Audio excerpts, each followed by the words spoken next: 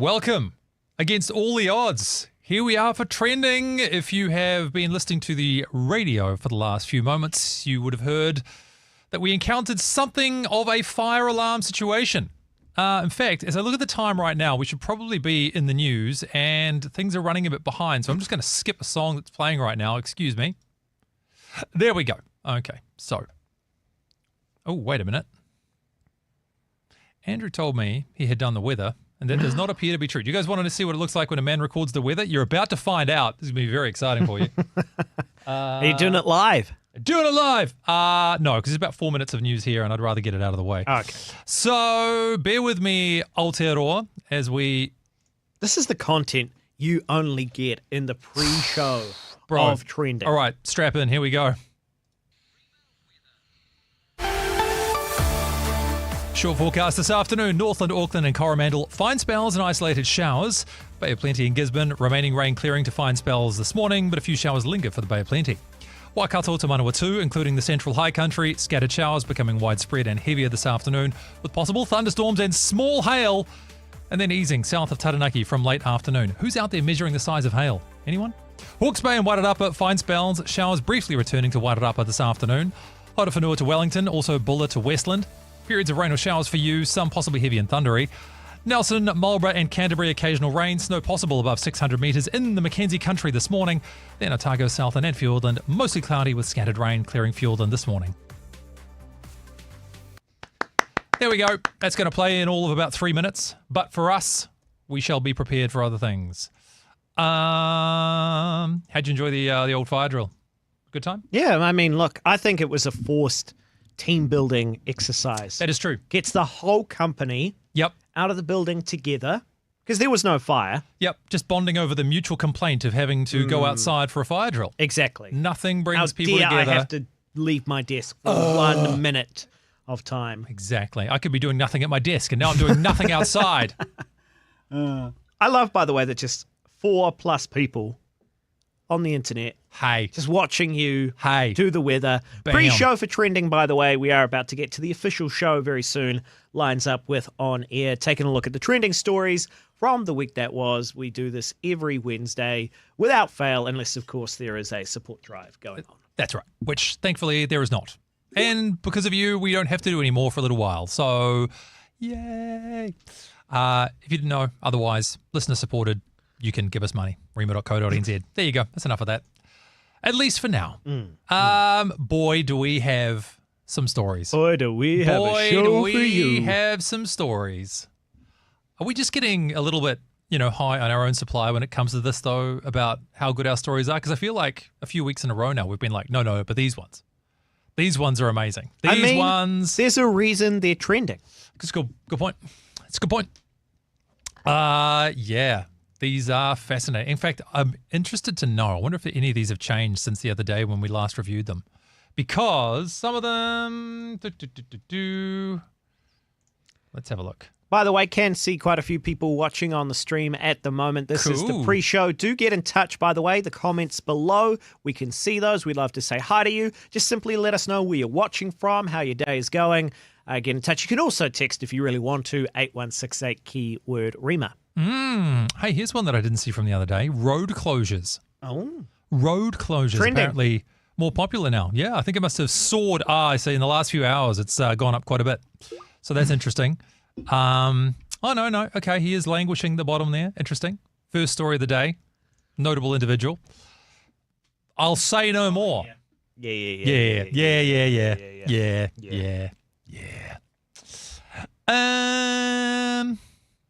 I feel all kind of like slightly interrupted.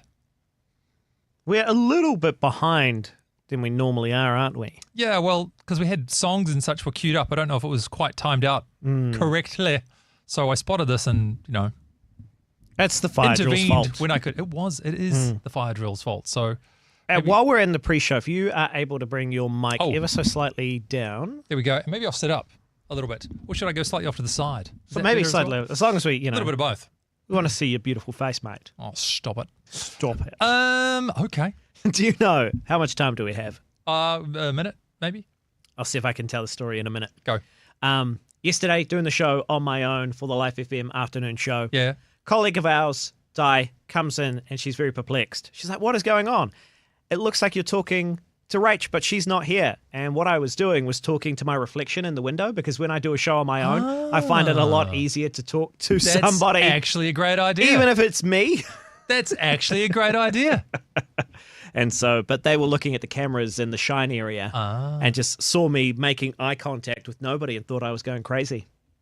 Hey, both things can be true. That's also, yeah, correct. Right, let's switch over to live, shall we? When we return, we'll bring the rest of the radio audience with us. Let's trend, shall we?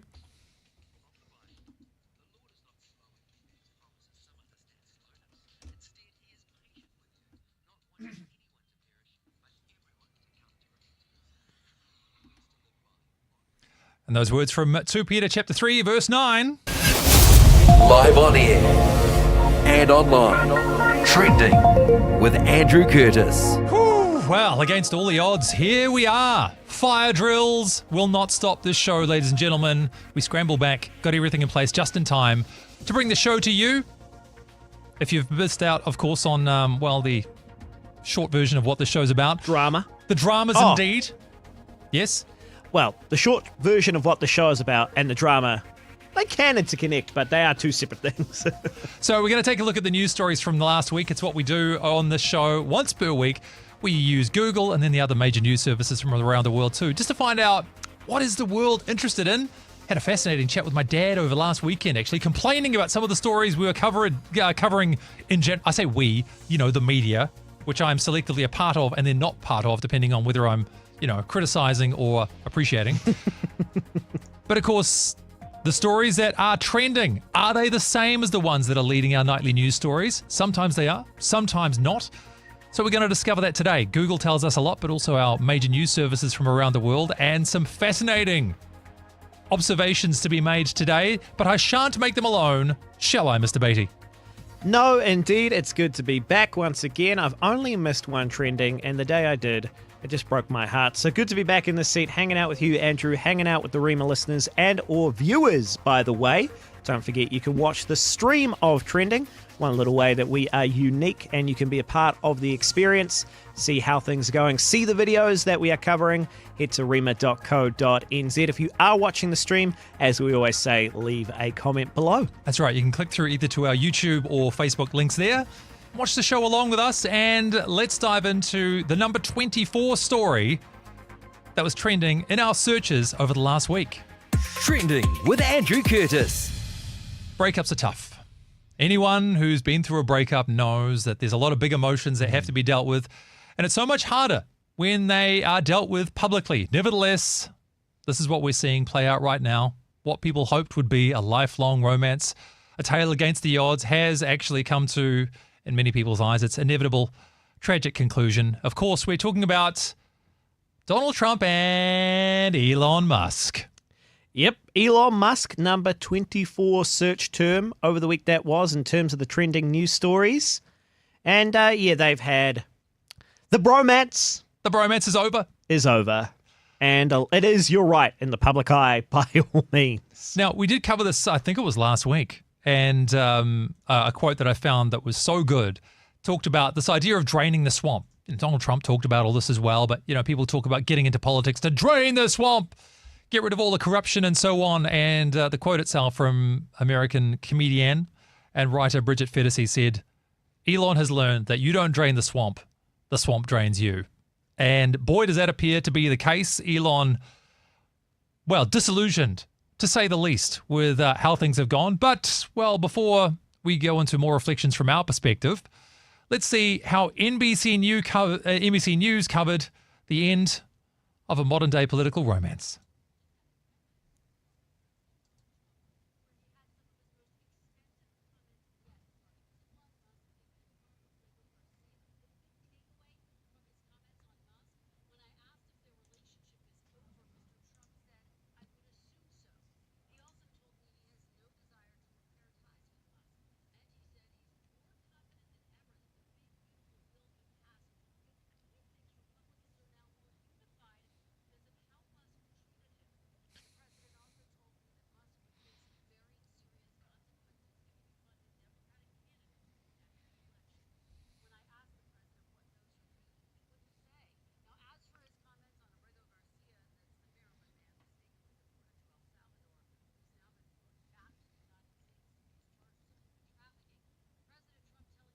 Sorry to quickly interrupt there, Andrew. I just want to double check. Is the stream audio?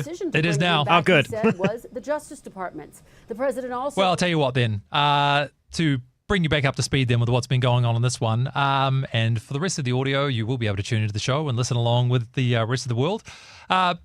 Donald Trump saying that there will be serious consequences if Elon Musk starts funding Democratic candidates. Now, a lot of this to do with what he's called the big, beautiful bill. Musk has come out to say there's no such thing as a big, beautiful bill because the government spending was the problem in the first place. But serious consequences?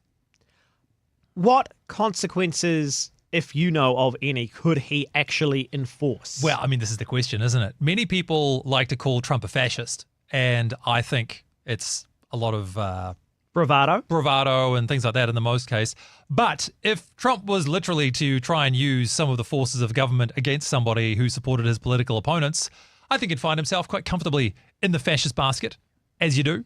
I mean, it could also just be big talk because it tends to be that way with Donald Trump. But in some ways, sad to see this fall over, but inevitable perhaps.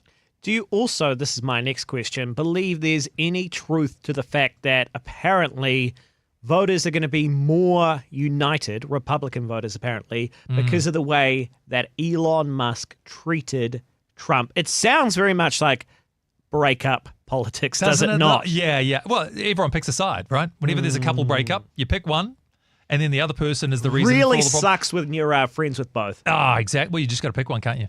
You just got to pick one. No, I won't tell that story. The point is, yikes, too real. It's another one of those Rorschach tests, isn't it? I really don't think, unless you are a super hardcore Donald Trump supporter, to be like, I hate the way that Elon treated you, and because of that, He's the worst. I mean, the problem for Elon is that I don't think there's going to be too many Democrats coming to his aid. Yeah, anytime look, soon. he's ostracized by the Republicans, but the Democrats are not going to be welcoming him with open arms. No. Come to us. No. It's okay. So, I mean, he spent a lot of money to get Trump elected. Yeah, how does he feel about that now? See, I did wonder about that. And as much as he might be disillusioned with Trump, it's hard to imagine a scenario where the Democratic candidate was going to be a heck of a lot better. He was very concerned for the impact that electing a Democratic president would have on things like free speech and whether or not America would fall into socialism and all that kind of stuff. I mean, the whole place just feels like it's falling apart, doesn't it? So, America? Yeah. Yes, it does. Yeah, it's not the best. So, I mean, there's not really too much more to say about the whole thing, is there? It's just been bitter recriminations. If you do want an amusing side note to all of this, American comedian Theo Von hosted J.D. Vance, Vice President, or Vance. So hard to say it as Vance, but, New Zealand accent is what it is. What are you going to do? And this whole relationship breakdown started playing out in real time while Vance and Von were having their podcast conversation. So it's kind of amusing just to see how this is all playing out and, Vance being the man in the middle. Volatile personalities. I think one of the things that strikes me, or I'm reminded of again with all this, is I can understand how you might argue that Trump's unique way of approaching politics is a very much ends justify the means kind of thing. He's prepared to upset the apple cart and whatever relevant cliches and idioms you want to use in this particular case. But at the same time, I just don't understand how you can make the case that this is all calculated, 200 IQ, 40 chess kind of stuff. Because it seems also to be very impulsively driven and ego driven. Not to say that maybe those things can't lead you to a positive place. And, even for those who want to invoke the divine in this respect, God's able to use anybody for his own ends in the long run. But goodness me, that's just the way Trump governs is so off the cuff, seems to be so, emotionally driven.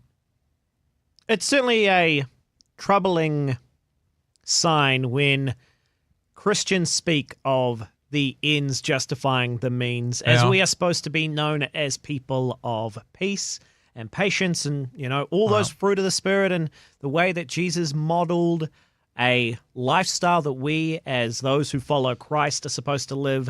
And yeah, those two things do not mesh in my mind. I mean, the most relevant question then in all of this is, what would Jesus have posted on his Twitter account? Trending with Andrew Curtis. So let's take a look at a fascinating story. Fascinating story, partly because it was not trending on our web searches anywhere, but my goodness, was this one popular on our major news services in New Zealand and around the world. We're talking about One News, we're talking about The Guardian, we're talking about CNN, the Associated Press, all talking about the LA riots and the deployment of the National Guard. Yeah, now interesting to see. I don't know a time in trending's history, Andrew, looking back, that we've seen one story trending in so many places. Yeah, and again, around the world here too. We're looking at all sorts of different news medium that are covering this one. I will say this to start with, though. Here's a little snippet from a few of these major news services and see what stands out to you here. Opening paragraph from One News. It says, about 700 US Marines to be deployed to the LA immigration protests. The Pentagon planned to deploy about 700 Marines to Los Angeles to help National Guard members respond to immigration protests. 3 US officials said as California prepared to sue President Donald Trump over his use of Guard troops to confront the protesters. Now, to me, that sounds fairly matter-of-fact, fairly straightforward. Let's see maybe how The Guardian handled things over in the UK. Pentagon to temporarily deploy about 700 active duty Marines to LA. The US military's US Northern Command confirmed on Monday that a Marine infantry battalion is being deployed to Los Angeles. In a press release from its headquarters, they said approximately 700 Marines, yada, yada, yada, yada, yada. Again, very matter of fact. Check this out, at the risk of priming the pump a little too much. From CNN. Trump seizes on Los Angeles protests in contentious use of military amid migrant crackdown. Opening line, this is the showdown the White House has been waiting for. Wow. Talk about a mask-off kind of moment. I mean, if you're going to try and make arguments about the neutrality of the press and so on, good luck. Good luck. And I don't think we have, I was going to say we don't have too many stories like that in New Zealand, but I might argue the Treaty Principles Bill might have fallen into that camp just a little bit. But very much a mask-off moment. And we've talked many times on the show about Rorschach tests in the news. That is to say, ink blot tests where, depending on your political affiliations, you're likely to interpret a story one way or the other. But it's rare to find it so starkly presented, especially on a site like CNN, which at one time, I suppose, was seen as the worldwide leader in news. And I suppose for those of us who go back a few years, that's still the position that CNN occupies in our minds. However, lately, in terms of their overall ratings, they no longer really occupy that space. But it is quite shocking to see it stated so overtly. I think we have the benefit of, because it is trending in so many places, to make this comparison because we probably don't otherwise. It's interesting, Andrew, because if we are choosing specifically a news site that we prefer, then, of course, you're only in that echo chamber. And that's one of the cool things about trending, is looking at all these stories from all these different places, why they're up there, why we talk about them. As a Christian broadcast, and the live stream, of course, right now, if you want to check it out, rema.co.nz, how do you think we hold that kind of understanding of biases? I mean, it's a fascinating question. I think one of the topics I've discussed with Rema in particular over the last little while is that bias in and of itself is not a bad thing. Now, what do I mean by that? Because a bias in any context just really reflects your cultural values. So, for example, if there was a story to be covered on abortion, how would it be presented in Rema media? Chances are we would not be covering it in a super positive light. Now, anyone who has just tuned into Rema and we're not aware that we're a Christian broadcaster, well, now you know. I don't think this is massively shocking to anybody who would be listening to Rema that we're broadly, not on board with those sorts of things and the proliferation of abortion around New Zealand.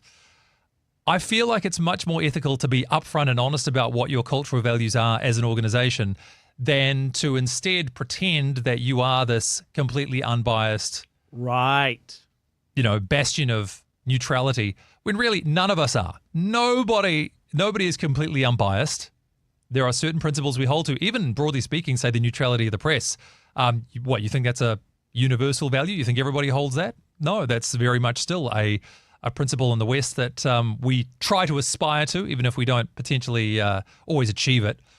Other parts of the world don't even try to do that. There are newspapers, TV programs around the world that are unquestionably just mouthpieces of the government that they're serving at the time. So I think we try to cover the facts as neutrally as we can, but at the same time, being aware of who we are and what matters to us, perhaps even being prepared to have those dialogues with other members of the public or even other media organizations who might hold a different perspective. That would be a way of at least addressing the fact that there are different ways of viewing the same news story. Because it would be inauthentic for us to not proclaim our faith and how that informs the decisions and the way we view all the current news stories. Maybe also, probably to bring us back specifically to the story, is there anything that we sort of need to take note of, or is this just another story happening in America that we go, oh dear?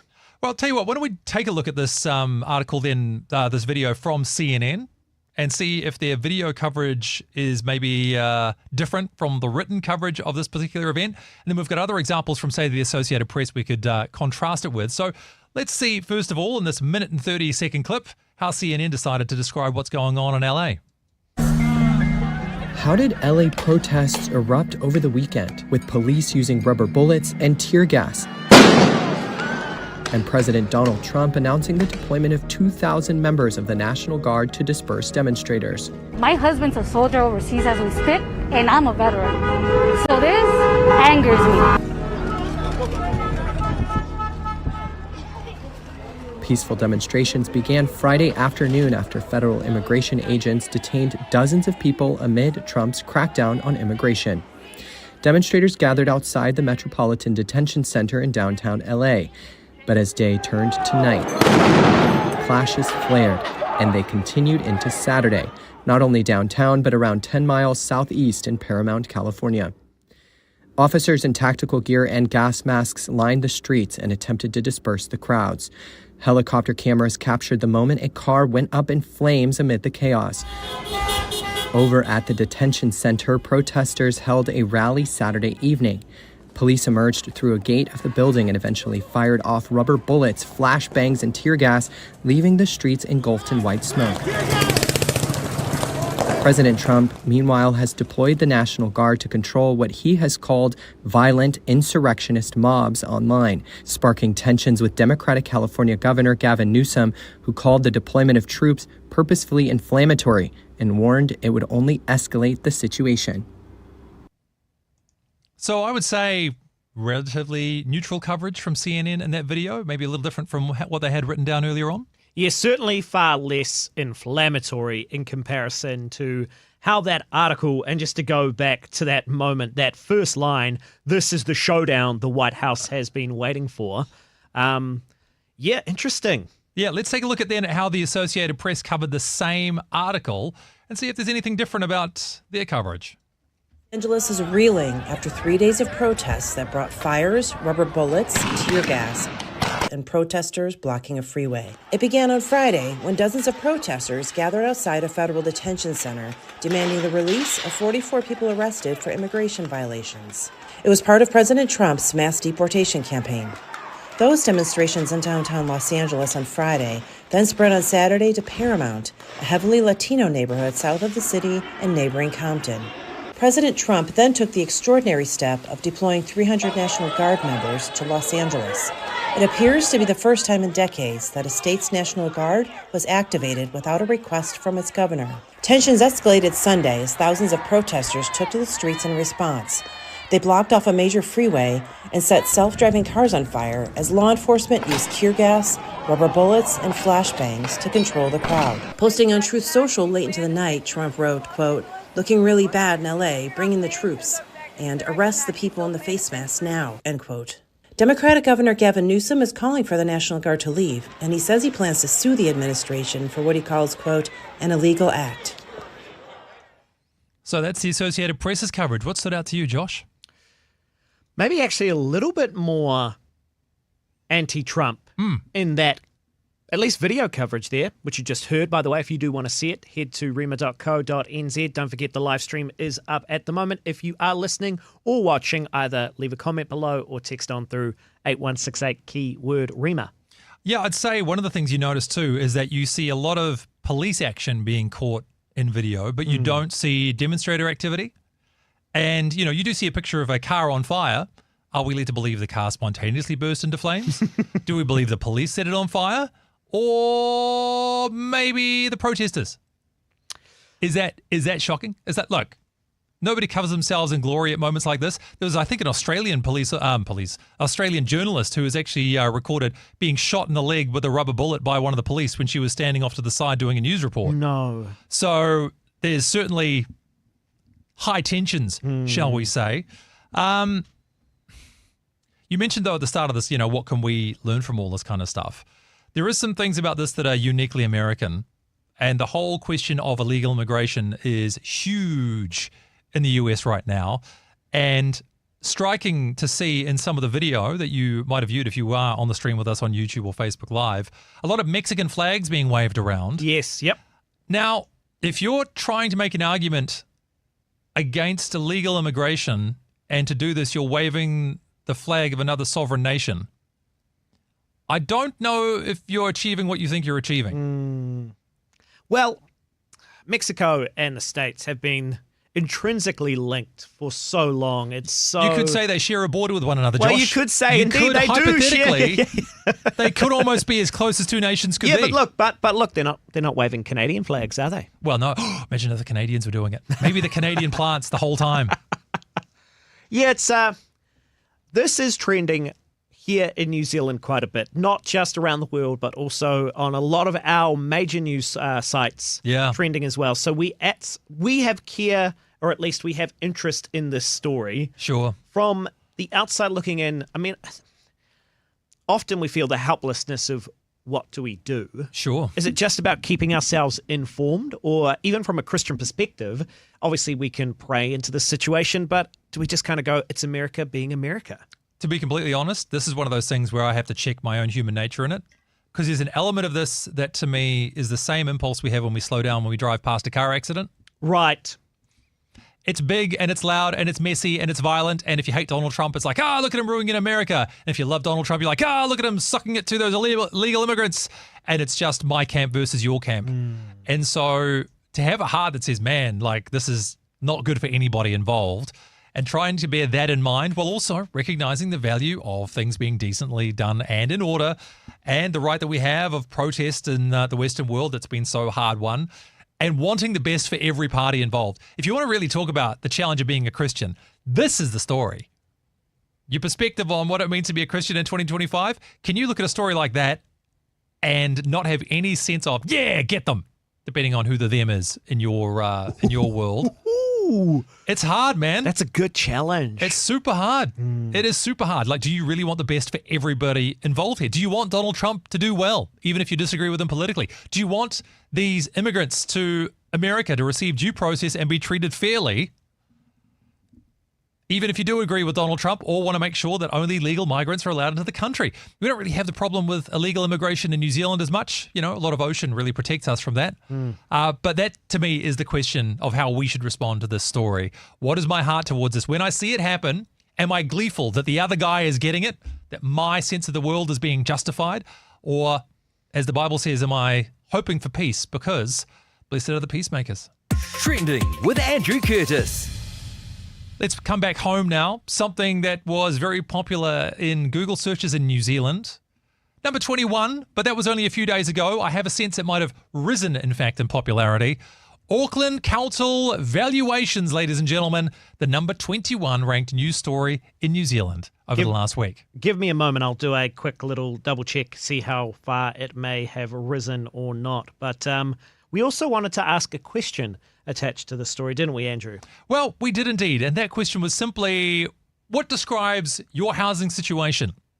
Renting, selling, or buying? Say particularly in the next 6 to 12 months. What do you see yourself doing? Are you in a buying frame of mind? Are you renting? Or feel like you're going to be perpetually renting? Or maybe you're even selling? Let us know. 8168 with the first word, Rima, if you want to text. Or, of course, jump into the chat, go to rema.co.nz, click through to either the YouTube or Facebook Live pages, and in the chat there, let us know. Renting, selling, or buying. So, Auckland Council valuations, we just said number 21 trending, correct? Correct. That's the story we're covering right now. It's actually number 1. Bam! It's right now. Wow, look at that. The number 1 trending story in New Zealand on Google. Just double checked, number 1. Wow, and that's a change from yesterday. So what's the number of searches? I'd imagine it's upwards of 50K. Oh, yeah, absolutely. It's been rising specifically, it looks like today. Yeah. A massive spike up for whatever reason. Well, tell you what, let's take a look at how the New Zealand Herald is covering it. And incidentally, too, new kind of morning news show that they're debuting with Ryan Bridge. Now! With Ryan Bridge. But in caps. Now. So you know it's important. All of it, too. Not just the N. All of it in caps. Caps Lock News with Ryan Bridge. And here's how they started to talk about property prices in Auckland City. Aucklanders will receive their new capital values or CVs from today after several delays. These are the valuations that set how much your rates will increase by, or they're used in the process of setting rates. Overall, property across the Auckland region has dropped by 9% and by up to 14% in some inner-city fringe suburbs. Calvin Davidson is Chief Property Economist at Cotality NZ. He's with me this morning. Calvin, good morning. Good morning. So where are we looking at? Who's worst hit? Well, it's early days in terms of the analysis. There's obviously a lot of suburbs, but it seems to be, I guess, your more expensive kind of central city suburbs, as you alluded to, that have seen the biggest falls in values. But I think really the key message here is that pretty much everybody's seen a fall in their CV between mid-21 and mid-24, just reflecting the timing when these CVs were taken. You know, if you think back to 2021, that's pretty much the peak. Mid-2024 was pretty much the trough. So I think if anybody's got away with a higher CV, I'd be pretty surprised. Yeah, well, I think Great Barrier was looking pretty good, but may have been the only standout, Calvin. What about commercial versus residential? Do we know anything there yet? I haven't seen any insight on commercial. No, we tend to look at the housing market, and so commercial is a little bit off to the side of what we do. But yeah, I mean, commercial, from what I understand, has probably held up a little bit better than residential. There's been a lot of money flowing to that sector, but yeah, no great insight into that. Sorry. The sense is that the outer suburbs seem to be holding up in value better than the inner ones. Is that because the inner ones were probably more overvalued than the outer ones, or is this a change in working from home, and how do you explain all this? Yeah, probably all of those things, really. I mean, one thing I'd say also is that affordability is part of it. If you think of sort of so-called outer suburbs, they're going to be a little bit cheaper. We've seen first-home buyer activity pretty strong in general across the housing market, but in more affordable areas, first-home buyers tend to be stronger. So that's perhaps held up values a little bit better, but keep in mind, we're talking about relatives here. I mean, everywhere's been pretty weak. So it's more a story here of which have fallen more than others. Really, that's the story. And so, where first-home buyer demand's pretty strong as part of it, but also, I guess we've seen a little bit, if you think about some of those inner-city suburbs, apartments, a really dominant property type, they've perhaps been lagging a little bit behind too. So it might be buyer demand, sort of property type, a whole range of factors, really. Whole range of factors. Welcome back, everybody who had just tuned out for the last minute or so. I was so aware that if you own a house, this is riveting. And if you do not, could not care less. Well, here's my question. And maybe this is because, as you say, I don't yet own a house, am renting. That's my answer to that question. Get in touch with yours, 8168 keyword REMA, or leave a comment below. But simply I want to know, Andrew, is this good news or is this bad news? Yes. Oh, cool, sweet. Thank you for clarifying. So the CVs are used to help calculate your rates. So in other words, for property owners, you pay this to council a couple times a year. If your CV's gone down, then your rates have gone down. So you save yourself some money. The trade-off, of course, comes to how people extrapolate out what their property is worth if they're planning on selling it. And people say you shouldn't use the CV to do that, but people do. Yeah. I mean, how much is a house worth? All very subjective, isn't it? So I suppose the long story short is if you are selling right now, it's a bit tougher, but this is something I've heard from people and, across real estate at the moment anyway, so it won't be too much news to anyone. And I would say, even though it was Auckland specific, this story probably going to be played out around much of the country because, of course, as they referenced, back to 2021 when we were riding the peak of the post-COVID money surge and a huge amount of capital was injected into the economy that was then redirected at asset purchasing for those on higher incomes, caused huge jumps of something like 20% a year, which of course has tailed off a little in the last year or so. So to be expected, I suppose, around the rest of the country as well. So it's a buyer's market. It is a buyer's market. And I will say, in my answer to this question, hope to see myself in the buyer's category. Actively trying to buy right now, maybe in a little bit of one of those Mexican standoff situations right now with a real estate agent. Oh, really? Well, it's, when they want to charge and then you want to pay. And so then it's like, well, let's just see if time does a little more of the heavy lifting and erodes away some of their confidence in how much they want for the place. But we'll see. We'll see if that one works. But most agents, I think, pretty aware that is a buyer's market. And in fact, had a fascinating phone call from one gentleman who I shall not name and shame, but he did his job very well. We looked at a place just kind of casually over the weekend, called me up, gave me some information on pricing, and then literally asked me what my feedback was on the pricing for the entire complex. What did I think about it? Did I think it was fair? Interesting. Which I've never had in my life. Good on him. That was remarkable. So I proceeded to tell him that, I did feel like things were coming down, not as a reflection of maybe how good the build was on the properties or anything, but yeah, he's probably going to be looking at 50 to 100 grand less than he was asking for last time around. Well, you said name and shame, but that's... Well, more because, there's a property he's trying to sell, and I don't want everybody to know necessarily, because he was being very helpful to me. Right. By the way, if you want to snap up a bargain, go lean on this guy. So... Well, you appreciate somebody with that honesty and that genuine kind of, okay, let's just have this dialogue openly. Yeah, but it was great. So that I kind of appreciated, but I certainly get the sense, and maybe if you're like me in the aspiring buyers category right now, when you do go and look at a property, the real estate agents do remind you of, like when you go to a pet shop and there's all the puppies up against the glass. This is why you need to be watching the stream, by the way. I'm doing the impression right now, but that's basically what they look like.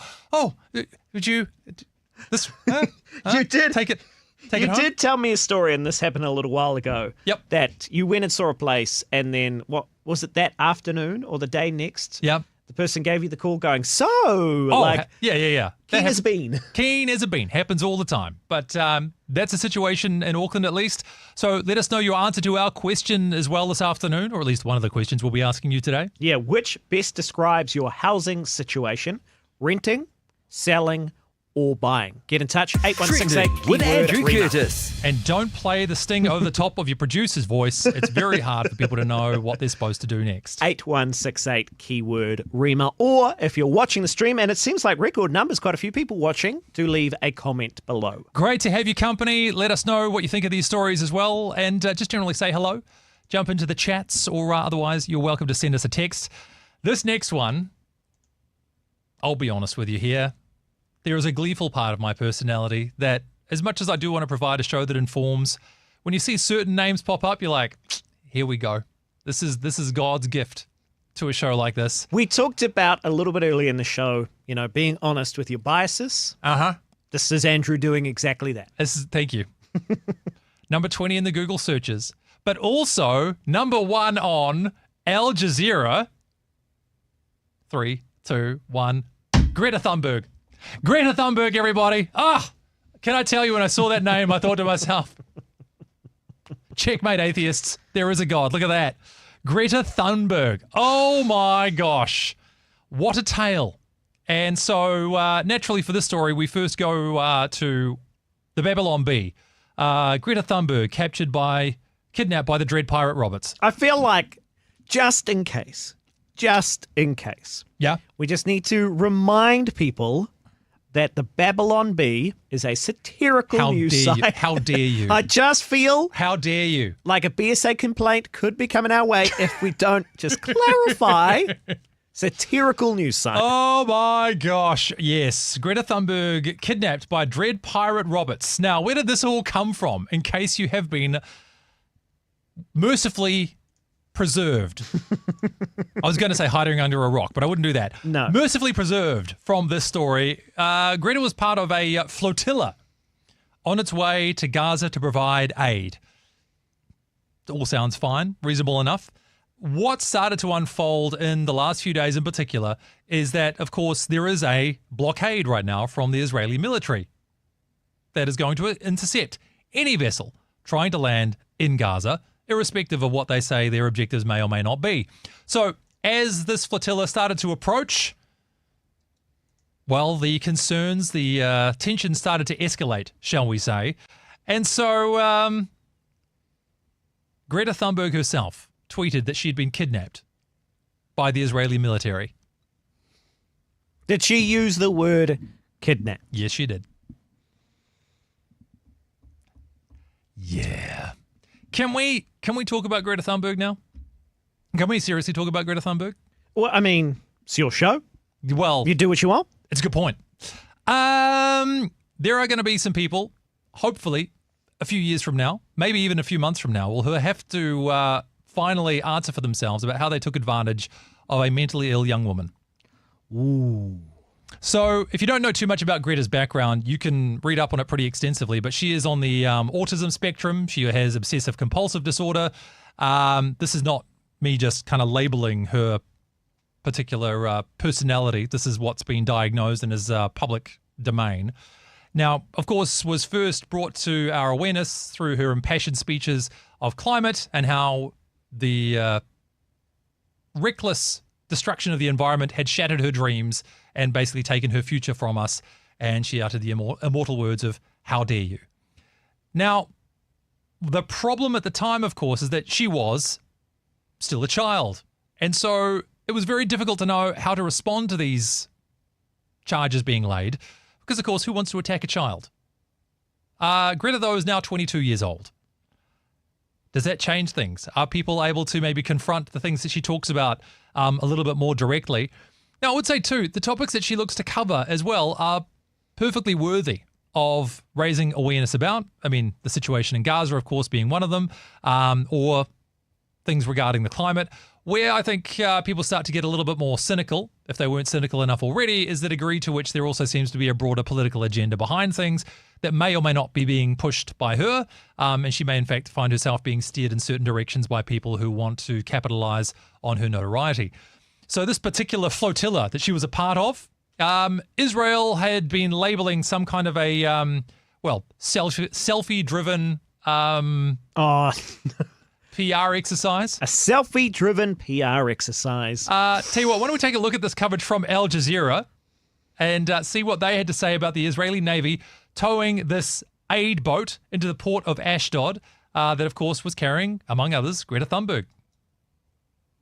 Found aid boat that Israeli forces detained with international activists on board has been towed into Israel's Ashdod port.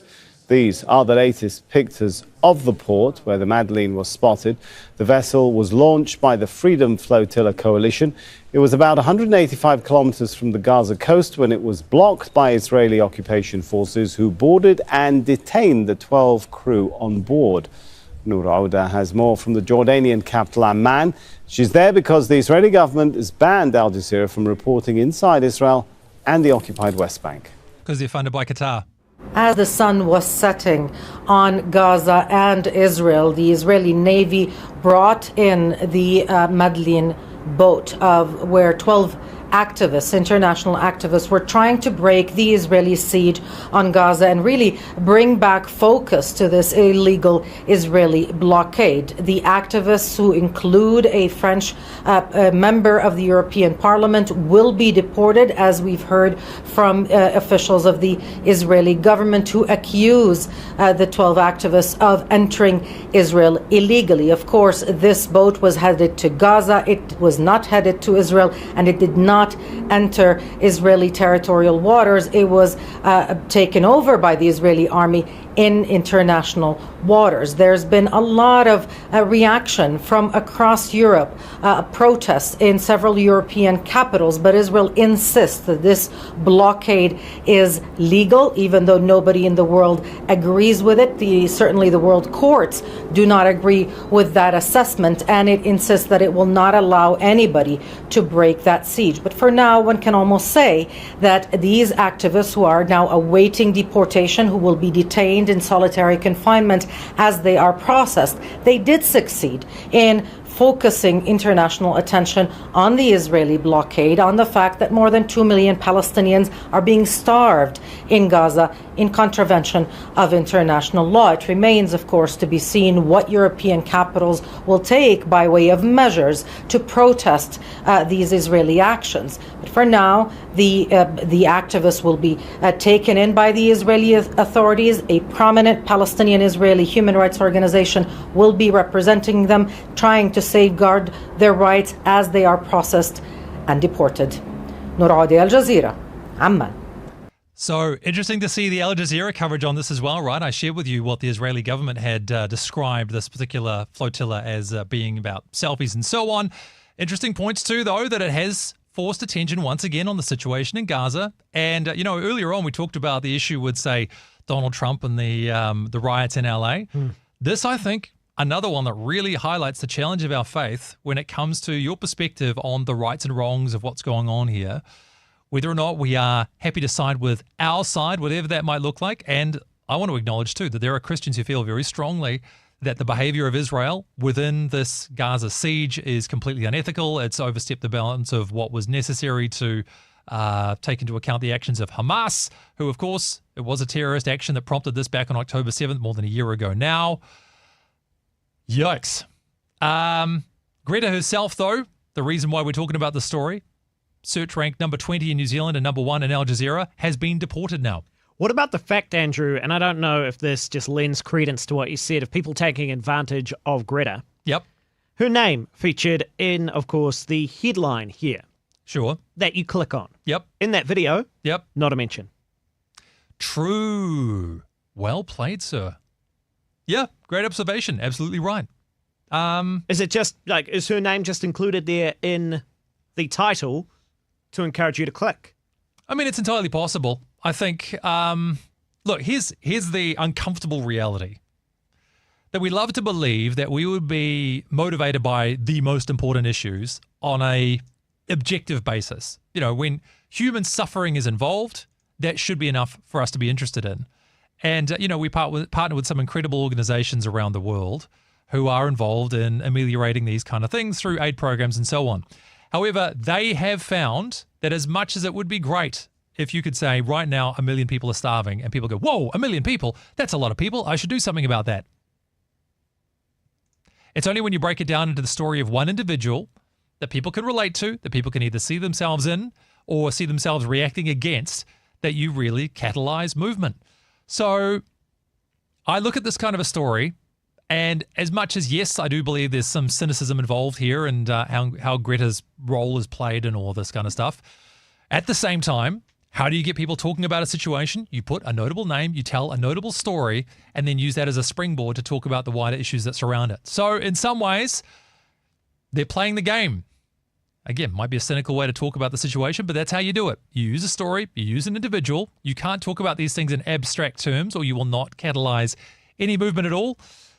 Now, of course, those who have sympathies for the people of Gaza, which, by the way, I feel should be everyone, using somebody like Greta, who has a powerful enough following around the world to draw eyes to what's happening in that part of the world, makes perfect sense.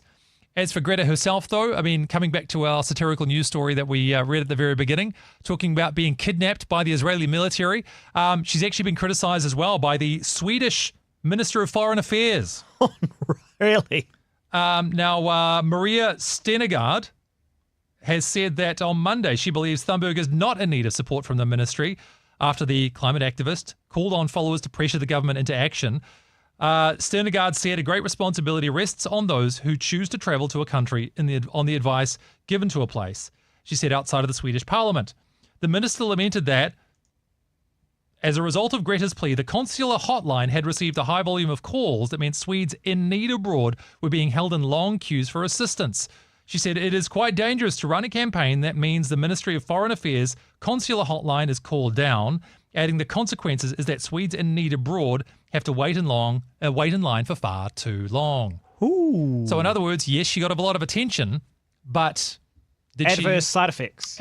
Law of unintended consequences, perhaps. And to add insult to injury, Greta was even deported via jet plane. Trending with Andrew Curtis. Come on, that's some delicious irony right there.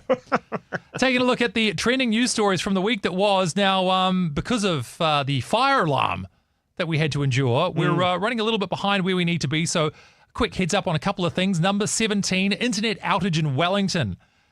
Caught a lot of attention. Human error caused an internet outage in Wellington earlier this week. Yeah, it turns out it was somebody who didn't do what they were supposed to do, also connected to an interesting story about an Australian warship that accidentally blocked Wi-Fi across parts of New Zealand, particularly from, where was it? I had this in front of me just a moment ago and I've lost it. In the South Island, anyway. But it was corrected quickly, but also no threat of Australian invasion at all. Yeah, that's definitely not what they would first do, is knock out the Wi-Fi. I was thinking exactly that. Should we really be publicising the fact that one Australian warship was enough to knock out Wi-Fi in half the country? Yeah. And they were like, the upshot of it was, sorry. Oops. Soz, guys. Oh, no. Oh, really sorry about that. Mate. Here, have a wombat. Moving on then to number 9 very quickly. Trending with Andrew Curtis. And again, this is a composite series of headlines, but we do love our weather in New Zealand. But this week would have to be some sort of a record. Oh my gosh. This is trending. These are the news stories that were trending over the week that was. Let's take a look at number 9, 11, 12, 15, 19, and potentially even more, weather of some kind. Weather of some kind. So, well, going all the way back to, let's see if I can do this in chronological order. On Wednesday, weather tomorrow. On Friday, weather. And then we had on Sunday, both Met Service Auckland and weather tomorrow. And then also weather tomorrow on the following day. So we are very preoccupied with the fact that there is weather in this country. And if this is news to you, welcome to Aotearoa. We have weather all the time. It was particularly cold and gross yesterday, though. It was. It's fluctuating at the moment. I think this just proves, that we are talking about the trending stories, because even when the weather pops up, we let you know it's trending. It's not always the most interesting to talk about. What do we add? Yes, it's cold. Yep. That's kind of the upshot. Yeah, we actually do literally have a weather report from the other day, but I'm like, what's the point of looking at yesterday's weather? What do we learn from this? Exactly. I would actually like to know how you become a weather person. Ooh. Does somebody decide I really want to be, are you a meteorologist first and then you decide, oh, actually I'm good in front of a camera, I will tell the weather stories? Or are you a journalist and your, little way in to journalism is by covering the weather, and then that becomes your jam? Maybe this is the cynic in me, but if you're a weather announcer, it feels like you didn't get that far in journalism. Shots fired, I agree. Trending with Andrew Curtis. Awkward pauses aside, let's get towards our number 1 story from the week that was. And, it was the number 1 story. Yeah. But it's been superseded now, hasn't it? Well, very much, though, connected to the current number 1 story. This was the number 1 story. Mortgage quotes. Mortgage quote. So this was the number 1 news story in the country. Kiwibank cutting its home loan and deposit rates. And what annoys me with all this, of course, is that, the official cash rate was cut by 0.25%, but the banks themselves have only cut their rates by 0.1. So what happened to the other 1.5? I mean, 0.15. I think we know what happened to the other. That is a great point. Yep. So maybe that answers our question earlier on about whether or not people are looking to buy houses or renting or selling or such like. The fact that it was below 5% somewhere. Yeah, the 1 year fixed, special and standard rates have fallen by, so 4.89 is relatively common these days. I think, is it ASB and ANZ were both 4.89? Because again, I am looking at this kind of stuff right now. Otherwise, 4.9 is still pretty common if you just want to. Oh, really? Yeah. 4.9 down to 4.89. Woo! What shall I do with all my savings? Mind you, if you have been on a high rate for the last little while, that's probably going to be pretty welcome relief for you. But those changes now in effect as well. So I don't know if the CBs is going to change anything to do all that. But does this mean this doesn't mean the housing crisis is over? Well, when you say housing crisis, though, what do you mean? Not enough houses. I think there is a difference between having enough houses and having enough people who can buy the houses. Yeah. So it seems that even from real estate agents that I've spoken to, all of them have agreed that it's a buyer's market right now, i.e. there's not as many people buying relative to the number of houses that are available. However, that is partly a function of price because, you have to now borrow $500,000 to even be taken seriously about buying a place at the moment anyway. So housing crisis still very much in force. Not enough houses, still cost too much relative to your annual income. Yeah. But also people not buying the ones that are out there right now. Which, how do you fix that? With 3 minutes left in trending, I don't know that we have the time to cover that. Well, you just build more houses is the short answer. Well, that's a good point. That is harder said than done. So that's a situation we find ourselves in for today. Funny old show, man. Been all over the place. A couple of other stories we didn't really get to cover in full detail, but we will stick around for a few minutes for the post show. If you are on the stream, I feel like we've been chasing our own tails a little bit today, trying to catch up on ourselves. Yeah, it was a little bit the fact that so if you didn't know, there was a fire drill just before we came on here, and it threw things for a little bit of a loop, but I still think a great show. Yeah, we had a story about a kid playing in a sandpit. That was actually number 2 in the country. Well, that's not strictly true. Ryan Fox, child of Grant Fox, All Black legend. Ryan's a golfer. Wise move, by the way. If you are the child of a famous athlete, don't go into the same sport. Don't do it. You'll only be compared. You'll only be compared. What are the chances that you'll be seen in brighter lights than your famous parent? Ask Bronny James. Well, how that feels. Well, Steph Curry. Yeah. His dad was in the NBA. Exception proves the rule. Yeah. Still not a good idea. It'd actually be great to know if there are stats on that. Also, so we just talked about mortgage quotes being previously number 1. Oh, yeah? Mortgage quote number 2. Auckland Council valuations number 1. Both right next to each other at the moment.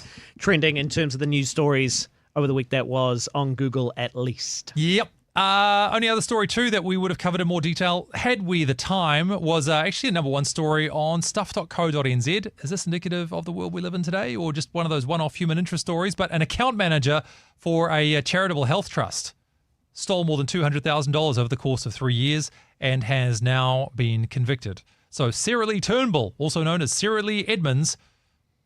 Sarah Lee and Edmonds, she should have gone to baking. And with that thought, thank you for joining us this afternoon for Trending. I'm Andrew Curtis. These have been the news stories that have been the most popular both on Google and on your major news services. You're right there, mate? Yeah, that was good. Thank you very much. That was good. We're going to stick around on the stream, though, for a little while, talk about some of these stories we didn't get a chance to cover in fuller detail earlier on. But again, always been a pleasure to have you with us. I hope you enjoyed watching along. And always welcome to share your thoughts with us too, whether or not you text them in, 8168 with the first word REMA, or maybe just jump on the stream chat at either YouTube or Facebook Live and let us know your thoughts on the stories that we have been covering. We'll see what happens next week, whether or not we have another surge of Elon-related stories or something else entirely.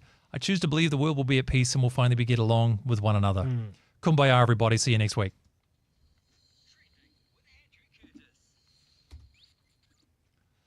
Wow. What a week it has been. There we go. Do we want to look at these charity stories and this Ryan Fox thing or not? That's up to you, mate. Tell you what, the Ryan Fox story is a nice one. It is kind of adorable, actually. It's nice. So this is Ryan Fox just won the Canadian Open, which means I think he's got a direct invite now to one of the other fancy golf tournaments. By the way, this is now the post show. Technically, the main show wrapped up. Particularly our on-air radio listeners will have gone, but you're welcome to stick around. We're going to cover some of those stories we didn't really get time to get to. So let's have a look at a child playing in a sandpit and the glee on said child's face. It's only 25 seconds, but it's worth your time. My wife and kids are over there. It's pretty special to have them here. I apologise to the guy that's going to have to rake the bunker just there, but there she goes. Yeah, it's great to have them over. To see the girls run down after that little putt on 18 is just, words can't describe it. Oh, that's the good stuff. That's the good stuff. You'd have to say, in terms of all the sports that you could be good at, that are more family friendly and so on, surely golf would have to be near the top of the list, wouldn't it? Family friendly golf? Well, in terms of you could be a pro golfer. Yep. and still spend large portions of your time with your fam. Take them around the place. You know, a golf match takes a long time. The match itself takes a long time, but it's only like 4 days. 4 days of you playing? Surely you're not like, you know, You what got to are be doing in between time? practicing. Yeah, well, I mean, dads go off to work all the time. You're going to tell me you're going to go off and practice for 8 hours a day even when you're not actually, you know. I guess they have to. Yeah. Actually, if there are any pro golfers, is that a question we could even try to answer? Like in terms of best sport to be like good at on a, you know, like as on a a parent? world class, on a world class level. Yep. Like if you could be good at any one sport, like when people say Josh Bay, he's in the GOAT conversation for. Ooh. Because like I think about your, you know, Michael Jordans of this world. Yep. Mind you, LeBron James has managed to keep his family together pretty well. Steph Curry as well. Maybe basketball's not a bad one to do well at, and the money is there. They are once again the exception that proves the rule. Yeah, that's true. A lot of NBA players are not. Or pro athletes in general. I heard a guy once, we had a guest minister come to my church at the time, and he said how he had a big church, so naturally there were some pro athletes that are part of the wider congregation. We're talking, you know, pretty large church over in the US. And he said he had these girls that would ask, like, what did he think about them potentially getting in a relationship with a professional athlete? And his words were, I think it's great to be their second wife. The reality check being that for a lot of these women who marry these guys and then become like big time international athletes, it's a tough life. And it tends to only be maybe, you know, after they've retired or a little bit later on in their careers, because for a lot of them as well, particularly in the NBA, without putting too fine a point on it, they get a lot of attention, shall we say. And they're not all the best at non-reciprocal attention, which is to say they cheat on their wives, okay? That's what I'm trying to say. We're in the post show now. Yeah, we're in the post show, that's true. You know. So, yeah, but I mean, look, if you are the best in the world, I mean, look, you wouldn't think golf's the biggest, you know, for that kind of issue, but Tiger Woods clearly. Snooker.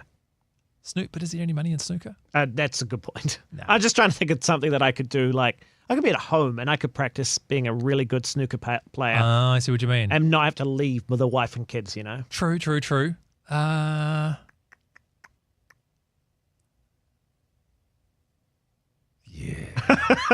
Not rugby.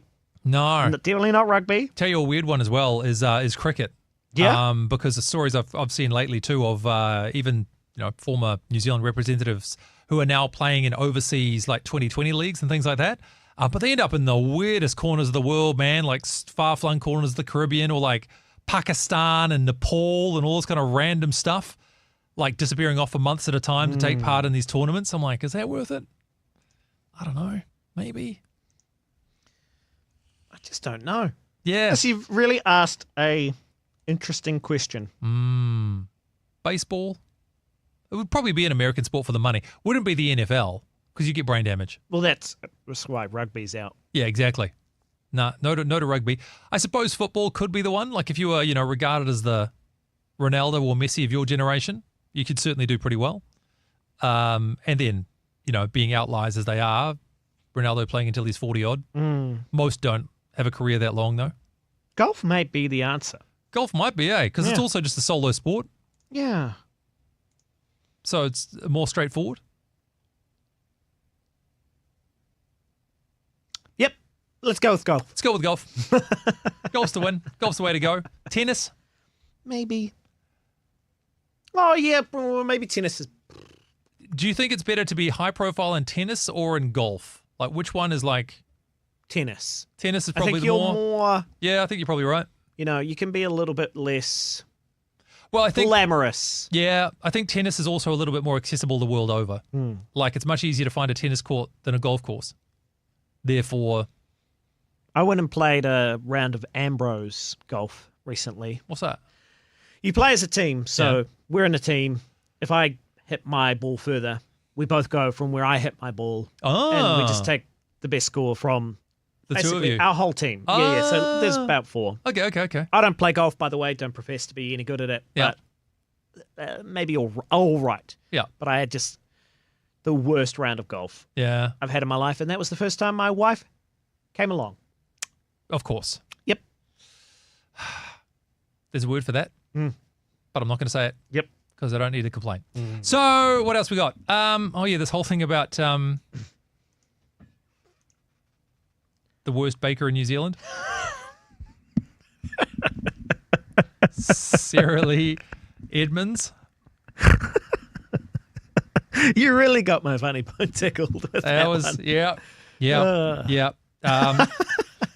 200 grand though. Stole some money. Oh, we do man. have. Tell you what, we will show you this because you've stuck around this long. Let me show you a perp walk and see what you think of this. How do you cover this? This is Sarah Lee Turnbull / Edmonds. Why two last names? Fraud? No, I think it's Sarah Lee it's a hyphenated first name. Oh, you mean in terms of why she's known as Turnbull or Edmonds? Good question. I don't know. Maybe she offended under one name and then maybe had a relationship breakup or maybe got married in between or something. And then she looks like she's holding somebody's hand. So make of that what you will. This is it. Here's the perp walk. Let's go.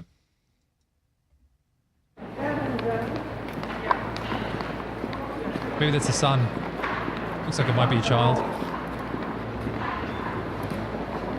And we're walking. Okay, and we're a criminal now. Okay.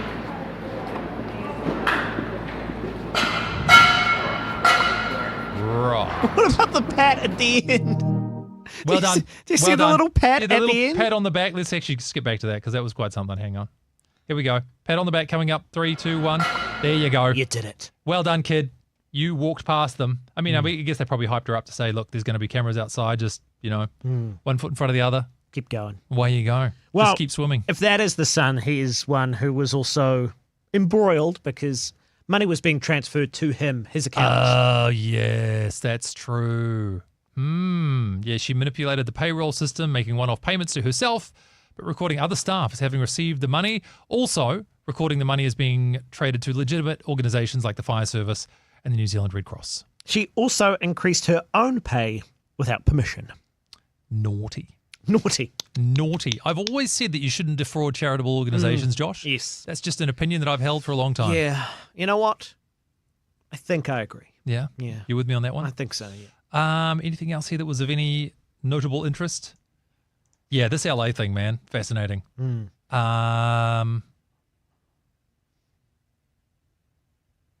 Immigration, though. Like, what do you reckon is at the heart of this thing? Of immigration? Because I feel like when I detect that something's really just become more of a partisan issue than it is about anything really objective, it's hard to ask anybody within the States about, kind of like what they think about it. Because we don't really have the same immigratory pressures. Immigratory, is that a word? Immigrational?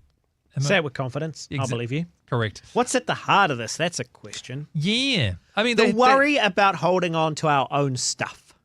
Well, yeah. They had this border crisis over the last however long, and from the stats that I've seen at least, the change of presidency has made a difference, a huge reduction in the number of people who are trying to come across the border illegally. I think what politicized it even further was the sense that, Republicans were saying that Democrats are trying to naturalize these illegal immigrants so that they can then vote, under the assumption, of course, that the illegal immigrants will vote for the Democrats because they are the ones who gave them yada, yada, presidency and so on and so forth. So it's kind of a way of the Democrats trying to hijack the country, etc. Apparently there was a poll as well that said upwards of, I think it was 2/3 of Americans support what Trump's been doing about immigration, at least. I don't know if it's necessarily the same as agreeing with the National Guard and the Marines and all this kind of stuff.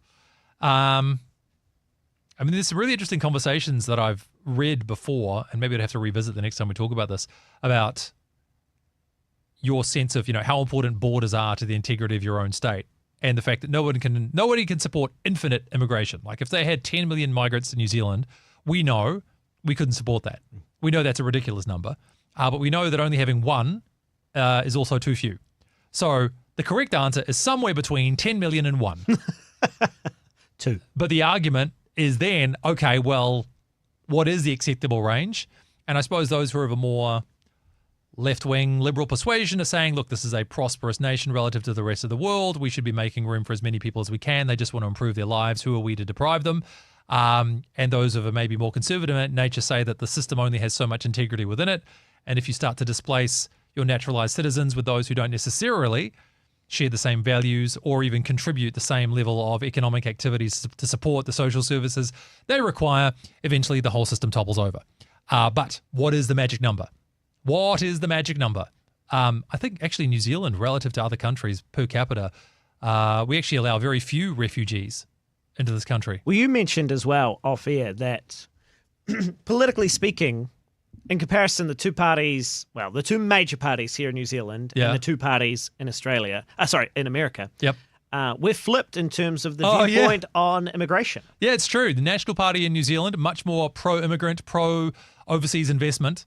Whereas over in the US, the Democrats are the ones, the more left-leaning party, who are the ones who are pro-immigration. Conversely, in New Zealand, the Labour Party famously tried to solve the housing crisis in New Zealand by tracking down Chinese migrants by their last names to determine how many properties had been purchased by overseas investors, forgetting, of course, that you can be a New Zealand citizen with a Chinese-sounding last name. Blow your mind. But then even I now, knew there was something wrong with that, but I couldn't put my finger immediately on the pulse. Yeah. And I was like, oh, yeah. Yeah. So that's a thing. Or, of course, you could be a Chinese person in New Zealand and not have a Chinese last name. That is also true. Many, many problems with that approach to the world. And then even lately, the suspicion about overseas money. Overseas money. Have you heard about the Atlas Corporation, by the way? No. This is hilarious. This is like left-wing QAnon. It's great. Okay. Apparently New Zealand's being taken over by the Atlas Network, which is this clandestine kind of political action group. All this overseas money from, BlackRock and horrific, venture capitalists. Bad people. People trying to make money, which of course is the worst thing you can do. Don't do that. That's the worst. Don't try and make money. Ugh. Gross. Just take it from other people. Anyway. Linking back to a previous story. That's right. So yeah, kind of interesting, isn't it? In New Zealand, we're kind of like, Nationals pro-immigration, Labour's like not so much, or left-leaning parties not so much. And then over in the US, flip it around. What does this mean? Who knows? Who knows? Any thoughts or comments or anything that we need to address? All quiet on the Western Front? Yeah. It was interesting today. By the way, if you're still watching, which a few people are, record numbers of watches, but record low engagement in terms of just messages. Like, we know you're there, so it's not, the end of the world, by the way. Yeah. But just feel free to get in touch and leave a comment and any opinions you have on the story. Even if you, dare I say, disagree with Andrew, because you've never had anybody in your life disagree with you. No, I love how, by the way, whenever it comes down to a contentious thing, this is my show. Yeah. You think I don't know what you're doing? Absolutely. You think I don't know what you're doing, Josh Beatty, who's been involved from the start? Well, more or less the start. Anyway, look, that's pretty much our lot for today then. I suppose a lot of the stuff we talked about today, a little bit hard to talk about in any great depth on the streams. What do you say about Greta Thunberg? Just, I think I really appreciated, though, the actual looking back at how potentially she has been abused. And I've never considered that perspective before. So actually, I think speaking on that and looking at that from a Christian perspective, as you said, for both the LA story and that story. Hey, look, bonus thought then before we go. I will say this too. I was reflecting on some news that was just in the headlines earlier on today, talking about the record numbers of those needing mental health services and so on. I think there is a severe breakdown in our mental health model, how we train people to look at the world and how to respond to it. And those of Greta's generation and younger have been told that you are living on a dying planet with no hope for the future, and it's the end. And if we don't do anything, we're stuffed. And this has been the message they've grown up with for years. Instead of, you can be the catalyst for change, you can create things, you can make a difference. The power is yours, as Captain Planet once said. So this multiplied many thousands of times over, I really feel like is symptomatic of, is why so many people have symptoms of mental health disorders. The mental model we've trained young people to hold is not good for them. And I think of Greta when I say that, the view that she has of the world, that the world is, it's interesting contrasting this to, say, the LA riot story, that we are led to believe that the USA is this, from some perspectives of such as, Greta's, this oppressive, sexist, racist bastion of all that is evil. And at the same time, this incredibly highly desired port of call for people from all around the world who are willing to risk life and limb to even overstay there for a period of time. Worst place in the world that I would die to live in. Go figure. So, these are the thoughts that I've had on all this kind of stuff, but maybe time for another day. Anything else before we go? No, thanks for watching. Thank you for, listening as well. Of course, our listening audience has checked out, but you stuck around. Really good to have you here. Trending will be back next week, taking a look at the trending stories from the week that was. Cheers. Ta for now. Catch you next Wednesday. Bye.